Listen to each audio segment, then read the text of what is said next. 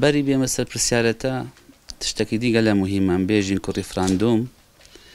حەقێکی مەشروعی هەر میلەتێکیەوە بووش کۆمنە شیاینە ئەم هەمی وەختە ببین بە خاوەن و ساحبی کیان و قوارەیەکی مستەقیل بۆمە فەڕیفراندۆم بەری هەم تشتان حەقێکی مەشروعی میلەتی کوردە و خاصەتەن ظروفی هەرێمی کوردستان زیاتر مساعیدە بۆ ئەو تشتی بەر ئەوەی کو ئەم تجربەکی حکمڕانی هەیە بەری تقریبا 25 ساڵە 26 ساڵە ئەم شیاین لوێرێ دەوڵەتێک کیانێک ئیدارێک بۆ خۆچێکەین بەر هەندێ ئەم بینین کو لازمە هەر ڕۆژ بێت ئافرۆنا سبەینە ساڵێکی دی کورد ڕیفراندۆم و ئیستفتا بکات و ئەم سەحکەینە دنیادا هەمی گەلێک دەوڵەتی دی گەلێک میلەتی دی کو ئەو شمە کێمترن یعنی نفوسە نسمەی وان و جغرافیات وان هەم کێمترە ژ جغرافیەتمە بەری چەندین ساڵە ئەو گەهشتنە حقوقیت خۆ و ئەو شیان ببن ساحب دەوڵەتت خۆ بەس ئەم سەراحەتەن گەلێک موشکلەت دی هەبوون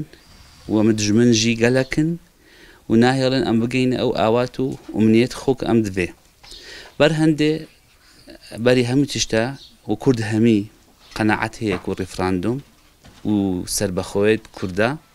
ئەوە حەقێکی مەشروعی کوردە بەس ئەوی دی خلافێکەمە ئەم هەیە سەر ئالیەتی تەطبیقاتەیە یعنی کەژی ئەو خلافت کە هەیە لە هەرێمی کوردستان سەر ئەسلی ڕیفراندۆم نییە بەس لەسەر ئالیەتەوی و زەمان و ظروفێتویە ئەگەرنا هەمی قوارە و کیان و ئەحزاب و منەظەماتت کوردی متفقین کو کورد و هەر کوردێکی جیهانیە ئەستەوەقع ناکەم کوردێک نوکە هەبیت هەر منطقەکە دنیاەدا ئەو زدی ڕیفراندۆم بێت بەس ئەوێ زدی ڕیفراندۆمە تەنها ممکن خلاف هەبی سەر ئالەتیوی و سەر واقع و وەقت و زەمانەتوی بەر هەندێ ئەم هیویدارین کو بەری ئەو وەقتی بەری 25 ئەیلولی ئەم بشین تەوحیدی ڕؤیە بکەین کە هەموو یەک ڕؤیە هەبی سەر بێ حەدەسێک مەزن ئەم شین ئیتفاقی أحزاب ومنظمات وشخصيات كردي سروي حدث يبكين أم شين على الأقل تقارب الوجهات نظر هبي سروي حدثي بري أم بقينا أفروجي كو أما توقع كين كو أو حدث تيباريد بو دسكفتك أما ظن بو ملة كرد نخاص ما يعني أم باردو خو ظروفك الزور تعبت داينوكا وأم ترسين صراحة يعني كو بالعكس عكسي توقعات مبيتوا أم توشي ظروفك نخوش بين برهندي همي أحزاب دفيت يعني وأما هيفيدارنش همي ودعوات كين كو تقاربي وجهات نظر كان ونزيق بين وريك كون سر آليتك كو همو لا راضي بن بيه وبتوانين كو أو ريفراندوم شو وقتي خو بكرة شو وقتك هدي يعني 25 أيلولي أو